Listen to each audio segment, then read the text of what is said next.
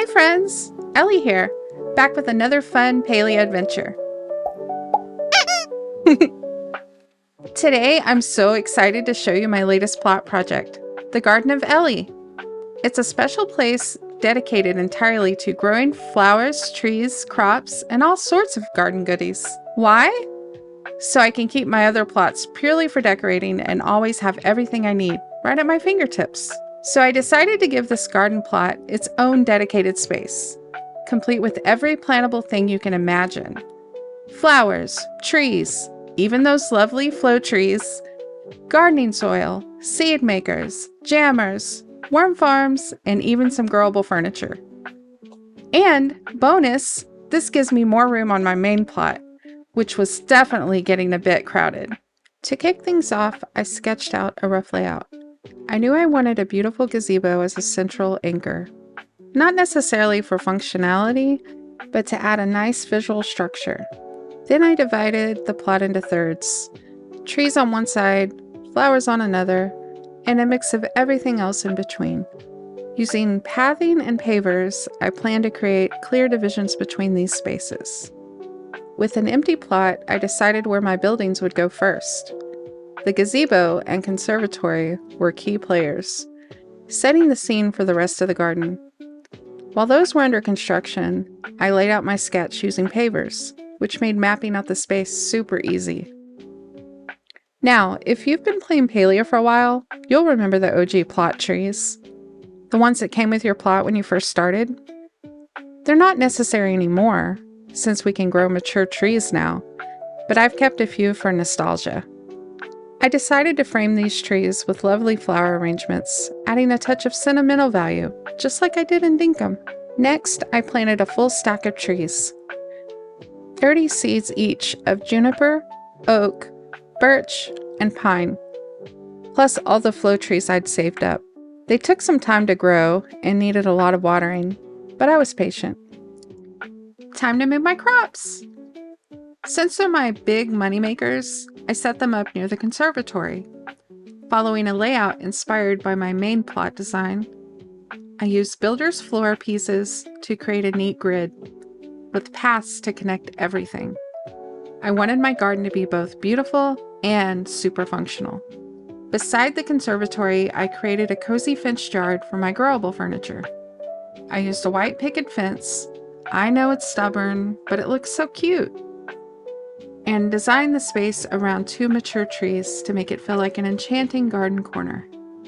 For my jammers, I copied the setup from my original farm, lined up neatly for easy access, decorated with log pavers, lighting, barrels, and a few flowers. My cedars got a similar treatment, with their own little lineup, complete with a storage chest to keep everything organized. Half my crops go into the jammers for preserves, and the other half go into the cedars for even more profit. Next, I created a special spot for my worm farms. And what better way than to use a pavilion? I added fun details like fish decor, lights, and cozy rugs to make it feel like a themed nook. I've switched to using meat for feeding my worms lately, since I'm always overstocked from hunting. No more sweet leaf or mushrooms needed. Plus, I sell the extra worms and fertilizers for some extra cash. I connected these areas with stone paths to make it easy to navigate around the plot. Then I finished up the furniture yard with more picket fencing and a trellis entryway, surrounded by yellow and white flower beds and mature oak trees. Of course, I needed a well near my crops, so I decorated around it with log pavers, planters, and a cute frog bird dreaming of a swim. Practical and adorable. Finally, it was time for the main attraction, the flower gardens. My first idea was to make square flower beds, but they required so many assets that I would have hit cap in no time. So I borrowed from myself and went with a wooden boardwalk instead, using negative space to create flower boxes. I added trellises for height and visual interest, and it worked out beautifully. For the space across from the flower garden, I created a charming little seating area with swings, plushies, and pumpkins, perfect for seasonal changes. I grouped my flowers purely by what looked pretty to me, creating 8 different sections. Some are lush and full, like the hydrangeas and gardenias, while others have a bit more breathing room.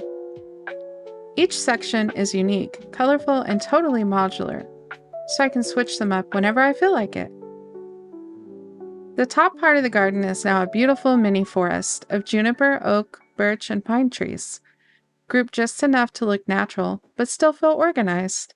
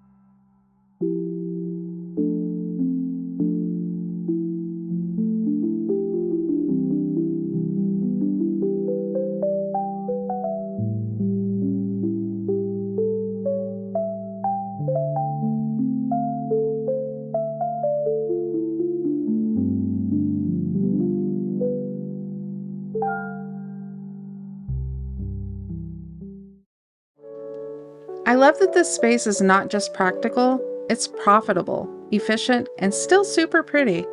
I can't wait to dive into future projects, knowing I've got all the resources I need right here, ready to go. Thanks so much for coming along with me on this little garden tour. I hope this inspires you to create your own special spaces in Palia. Until next time, happy planning and stay cozy!